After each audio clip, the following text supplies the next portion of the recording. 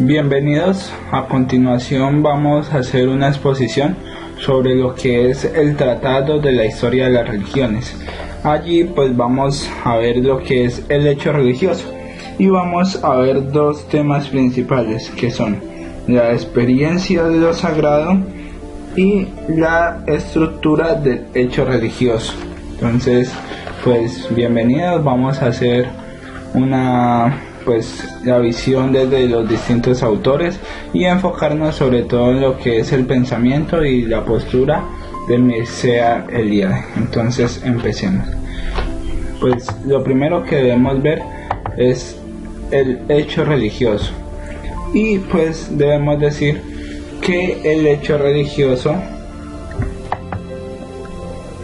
es una parte irrenunciable de la personalidad humana, ya que el hecho religioso se encuentra en donde haya actividad humana.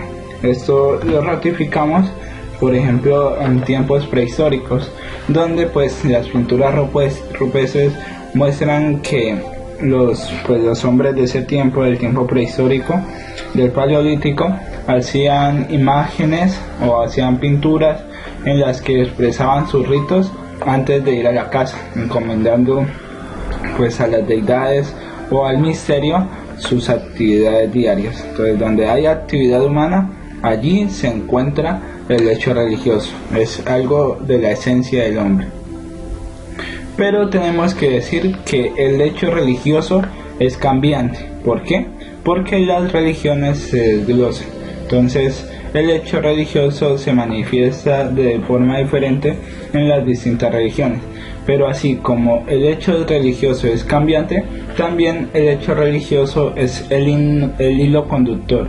Es eso que tienen en común todas las religiones, lo que une a las distintas religiones. Entonces, pues vamos a empezar con el primero de los subtemas, que es la experiencia de lo sagrado. Y para hablar de la experiencia de lo sagrado, debemos empezar hablando sobre qué es lo sagrado. Entonces, debemos empezar diciendo que es una palabra importante en la religión. Incluso es más importante que la noción de Dios. ¿Por qué? Porque existen religiones que no tienen deidad, no tienen un Dios. Ese es, por ejemplo, el caso del budismo. Pero todas las religiones tienen la experiencia, tienen el hecho religioso, tienen la experiencia de lo sagrado. Entonces, en el siglo XX aparece un problema importantísimo, que es cómo entender lo sagrado. ¿Cuál es la visión que hay que tener de lo sagrado? Recordemos, es algo importante en la religión y es incluso más importante que Dios. Pero ¿cómo debemos entender ese concepto? Entonces surgen dos respuestas, pero pues se miran sobre todo en tres tendencias, que son la de Durkheim, la de Rudolf Otto y la de Mircea Eliade. Entonces, la primera visión de cómo entender lo sagrado es la de Durkheim, que es un sociólogo francés. Entonces, él dice que lo sagrado es una proyección simbólica de la identidad del clan o del grupo. Lo sagrado no surge fuera del hombre, sino que el hombre proyecta, el grupo social pues que estemos estudiando proyecta pues su experiencia cotidiana y lo convierte en algo sagrado. Entonces pues tenemos que ver que es una visión positivista, una visión, por decirlo así, empirista, en la que reduce la experiencia religiosa a simple sociología. Recordemos, Durkheim es un sociólogo. Entonces él va a decir que la acción colectiva del clan es la que suscita la sensación de lo sagrado.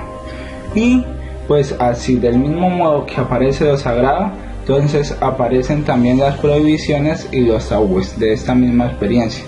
Podemos pues concluir en Durkheim que él simplemente tiene una visión reductivista. ¿Por qué? Porque reduce la experiencia religiosa, reduce el hecho sagrado a simple sociología, a simple proyección, a simple visión de un grupo determinado. La segunda visión es la visión de Rudolf Otto. Rudolf Otto es un teólogo e historiador de las religiones. Entonces, él dice que lo sagrado es un poder que se sitúa más allá del ámbito de lo humano. Él simplemente va a decir que lo sagrado es algo trascendente, algo que está fuera de la realidad humana y de la realidad profana. Entonces, va a decir primeramente que es un misterio, es una realidad trascendente. Él dice que no es producto del individuo, sino el objeto de su experiencia religiosa. Es algo misterioso experimentado por el ser humano. Pero este misterio es a la vez tremendo. La experiencia religiosa está ligada a un estado de ánimo intenso, pero no debemos confundir ese tremendo con un estado de temor a lo desconocido, sino pues es esa experiencia de encuentro con lo inabarcable, con lo infinito. Pero así como el misterio es tremendo, también el misterio es fascinante. Dice Rudolf Otto que fascina, atrae, capta y embarga. Es algo que deja al hombre literalmente maravillado, gozosamente desconcertado ante tal apertura de horizonte. Entonces, pues, él va a concluir que lo sagrado debe vivirse como un misterio tremendo y fascinante. Aporta al hombre una tal confianza en él que descubre cómo su inseguridad, su limitación humana, se ve protegida por el misterio. Un concepto importante en Rudolf Otto es el luminoso, que es un poder o cualidad que está más allá del individuo, que trasciende la experiencia de cualquier ser humano. Es el mismo misterio. La tercera visión es la de Mircea Eliade. Este hombre es pues un pensador nacido en Rumania y nacionalizado en Estados Unidos. Es el representante de la corriente hermenéutica, conectada con la fenomenología y la historia de las religiones. Entonces, pues él va a decir que lo fundamental no son las tipologías, los esquemas, sino entender su significado. Lo importante no es las diversas manifestaciones de los sagrados o las diversas respuestas a los sagrados que son las religiones, eso es tipología, sino entender el significado, entender el misterio que se muestra en esas distintas tipologías, el significado. Y dice que lo sagrado trasciende el mundo. Recordemos que esta es la visión de Rudolf Otto, lo sagrado trasciende al mundo, pero él va a decir algo muy importante. Así como lo sagrado trasciende el mundo, también se revela en el mundo. Y es lo que él va a llamar la hierofanía, la revelación de lo sagrado en el mundo. Pero pues no vamos a enfatizar ahorita en este tema. Las hierofanías las vamos a ver al final, finalizando la presentación, ya que es una parte de la estructura de la religión, o de las características fundamentales de la religión. Él va a decir que la historia de las religiones, las distintas religiones, es una acumulación de hierofanías, que pueden ser de dos clases, elementales y supremas. Estas las vamos a ver más tardecito, las distintas clases de hierofanías. Bueno, entonces eso era la primera parte que nos habla sobre cómo es la experiencia de lo sagrado y sobre todo lo sagrado, cómo debemos entender lo sagrado. Entonces ahora vamos a hablar sobre la estructura del hecho religioso. Entonces pues debemos empezar por una premisa: no existe la religión en sentido abstracto. El concepto de religión no existe, sino que existen las religiones, es decir, las diversas respuestas que el hombre ha dado ante el misterio. No existe el concepto abstracto, pero sí existen las estructuras que vienen siendo las religiones. Y pues así como todas las religiones son únicas porque es una experiencia de un grupo, es personal, también comparten rasgos comunes, y es lo que vamos a llamar estructura de la religión. Y pues estos rasgos comunes los vamos a ver principalmente en 4 grupos. El primero es el ámbito de lo sagrado. El segundo es la actitud religiosa. El tercero es las expresiones de la actitud religiosa. Y por último, las manifestaciones de lo sagrado, que pues habíamos escuchado antes, las hierofanías. Entonces vamos a empezar por la primera, el ámbito de lo sagrado. Entonces debemos decir que existen unos rasgos de lo sagrado. Entonces, una característica de la religión es que siempre existe la distinción entre sagrado y profano. Lo sagrado es completamente lo contrario a lo profano. Y debemos decir que primeramente lo sagrado es superior a lo profano. ¿Por qué? Una característica de las cosas sagradas es que son superiores a las profanas. Tienen más poder y más dignidad. Otra característica es que está a otro nivel. Hay tanta diferencia entre lo sagrado y lo profano que con frecuencia la oposición se convierte en antagonismo, completamente contrarios. Entonces, dentro de estos rasgos de lo sagrado, vamos a ver un término esencial de Mircea Eliade. Él va a inventarlo, por decirlo así, que es la de ruptura de nivel. ¿Y en qué consiste la ruptura de nivel? Se trata pues de establecer una ruptura con la vida ordinaria. ¿Cómo así? Es simplemente el mismo mundo, pero vivido de otra manera. La experiencia religiosa me lleva a vivir el mundo de otra forma, no igual a como vivía antes de tener la experiencia del misterio, del hecho religioso y de la experiencia de lo sagrado. Entonces, Mircea Eliade dice que existen unos signos de la ruptura de nivel, que pues son 3. El primero es la experiencia de lo sagrado. Es la vivencia del misterio tremendo y fascinante. Es algo que se convierte en apasionante. Pero pues Mircea Eliade destaca algo, que esta vivencia debe convertirse en una vivencia humilde y exultante, a la vez que una experiencia que vitaliza al hombre. Segundo, los ritos de iniciación. Entonces, Mircea Eliade en su libro Lo Sagrado y lo Profano expone que dichas ceremonias iniciativas son una manifestación religiosa prácticamente universal, ya que existen en todas las estructuras religiosas, en todas las religiones, y pues existen principalmente 2 ritos de iniciación, que son los ritos de pubertad, donde pues el joven se pone a vivir, decide vivir la vida con la divinidad, decide dar su opción por vivir el mundo de otra manera.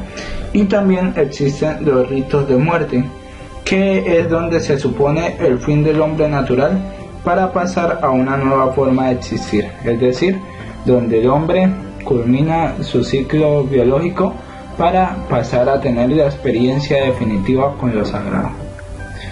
Y el último signo de la ruptura de nivel, pero quizás el más importante, es la conversión. ¿Qué es la conversión? Es el paso de un modo de ser a otro, pero es importante porque es esta ruptura de nivel, pero a nivel interior. Dicha conversión ilumina el camino del hombre y constituye el fruto de la llamada de Dios al hombre. Renuncia a vivir su vida intramundana por otro horizonte más amplio, la iluminación, la liberación o lo que llamaremos la salvación. Bueno, entonces esto es el ámbito de lo sagrado. El segundo, la segunda parte de la estructura que comparten todas las religiones es la actitud religiosa. Debemos decir que la actitud religiosa es la respuesta del hombre al misterio. nos dice Mircea Eliade, no basta con que el misterio aparezca en la vida del hombre, sino que exige una respuesta. Entonces, la actitud religiosa es una cosa y no es otra cosa. Entonces vamos a ver primero qué es la actitud religiosa. Entonces, la actitud religiosa es primeramente el reconocimiento del misterio, es decir, el descentramiento del hombre. El hombre deja su lugar, deja de creerse el centro para darle el centro al misterio. Obviamente no quiere decir que el hombre sea oprimido, sino que el hombre encuentra la plenitud y la libertad al reconocer el misterio en el centro de su existencia. Lo segundo de la actitud religiosa es la búsqueda de la propia salvación, y esto lo encontramos principalmente a la apertura al misterio. Es una puesta en marcha de todas las posibilidades humanas como único medio de vislumbrar el más allá de sí mismo, que se anuncia con la aparición del misterio. Exige superar las limitaciones para poder ir hacia la infinitud. ¿Qué no es la actitud religiosa? Entonces, la actitud religiosa no es una idolatría, que consiste en tomar por absoluto algo de nuestro mundo, darle el lugar de misterio, darle el lugar de deidad a algo que simplemente pertenece a nuestro mundo. Y tampoco la actitud religiosa es magia, que pues son esas técnicas para dominar lo oculto. Algunos dirán, pero es que hay religiones que manejan o utilizan la magia, pero pues debemos ser claros, cuando una religión cae en la magia, inmediatamente deja de ser una religión. ¿Por qué? Porque esto no pertenece a la actitud religiosa, esto no hace parte de la estructura de las religiones. Bueno, entonces vamos a ver ahora lo que son las expresiones de la actitud religiosa. Entonces son 4. La primera de ellas es el mito. El mito, pues como sabemos, es un relato que se sitúa en un pasado remoto y que tiene como finalidad explicar el porqué y el para qué de lo que existe, sobre todo referido al misterio último. Y pues no hay solo una clase de mito, hay múltiples clases de mitos. Los hay que se refieren a los orígenes de los dioses, lo que conocemos como teogonías, o al origen del universo, cosmogonías. Y pues otros son explicaciones de ciertos aspectos de la creación, por ejemplo los mitos cosmogónicos o los mitos acerca del hombre, que son los mitos antropológicos. Y también pues existen no solo mitos de los orígenes, sino también, por ejemplo, mitos que tratan de explicar el fin del mundo, que son los mitos escatológicos. Entonces, siempre pues en todas las expresiones de esta actitud religiosa, de esa apertura y de ese reconocimiento del misterio, existen lo que son los ritos. Y pues los ritos son esas formas de exteriorizar mediante acciones y gestos la experiencia de lo religioso. Entonces, por ejemplo, en el cristianismo vamos a encontrar como ritos los diversos sacramentos, que pues vienen siendo un camino para el encuentro, para la apertura al misterio. Otra de las expresiones de la experiencia sagrada o la experiencia religiosa, las expresiones de esta actitud religiosa, es la oración, que es el hombre religioso eleva su mente, su corazón y todo su ser hacia el misterio, ya sea en una alabanza, en una súplica e incluso a veces como queja. Ese hombre que no encuentra sentido en el misterio, entonces se queja ante el misterio. Es en sí, podríamos decirlo, que una de las expresiones más sublimes que puede tener la actitud religiosa, ya que en esta expresión de la oración el hombre refleja la necesidad que tiene del misterio, refleja su dependencia. Y pues tenemos que tener claro, en todas las religiones, absolutamente en todas las religiones, la oración está más próxima al lenguaje del amor que al lenguaje del temor. Y por último, la última expresión de la actitud religiosa son las leyes de purificación. Entonces, en las leyes de purificación tenemos que tener en cuenta lo que es el tabú y la impureza. Entonces, las leyes de purificación son aquellas prohibiciones, aquellos cánones que pues ayudan a definir lo impuro y también ayudan pues a no caer en esa impureza. Es aquello que es definido como impuro, se hacen unas reglas, unas leyes para que el hombre no caiga en ellas. Y también pues muchas veces esas leyes de pureza ayudan a establecer cómo se adquiere, cómo se consigue la verdadera pureza en los diversos sistemas religiosos. Bueno. Y pues ya la última parte de la estructura del hecho religioso de las diversas religiones es las manifestaciones de lo sagrado.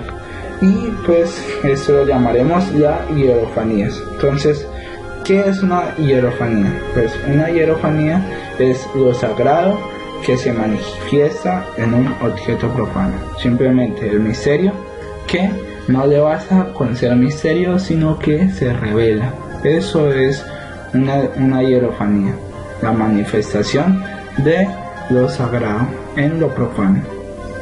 Entonces, debemos decir que no existe solo una clase de hierofanía, existen diversas clases de hierofanías. Entonces están, primero, las hierofanías que tienen como lugar principal objetos de la naturaleza como el cielo y los astros o la tierra,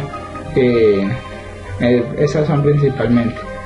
Y pues son las más comunes, son las que se presentan más en las diversas religiones y sobre todo en las religiones de los pueblos primitivos. La segunda es la que se realiza en la historia o en los acontecimientos de un pueblo. Este es por ejemplo el caso de la historia religiosa de Israel. Toda la historia de Israel es una manifestación hierofánica. Y por último, pues la más rara de las hierofanías es aquella que se materializa en la misma persona humana. Es lo santo que se presenta bajo el aspecto de lo humano. Y el caso pues más claro, más concreto que podemos presentar es el caso de Jesucristo en las religiones cristianas. Entonces, pues ya para concluir decimos que el misterio se hace presente en las realidades hierofánicas, pero se hace presente como misterio, es decir, no se convierte en objeto del mundo. ¿Cómo así? El objeto religioso o la presencia religiosa, al revelarse en algo profano, no se convierte en algo profano, sino que mantiene su esencia. Es decir, transfigura ese objeto del mundo para volverlo misterio. Muchas gracias.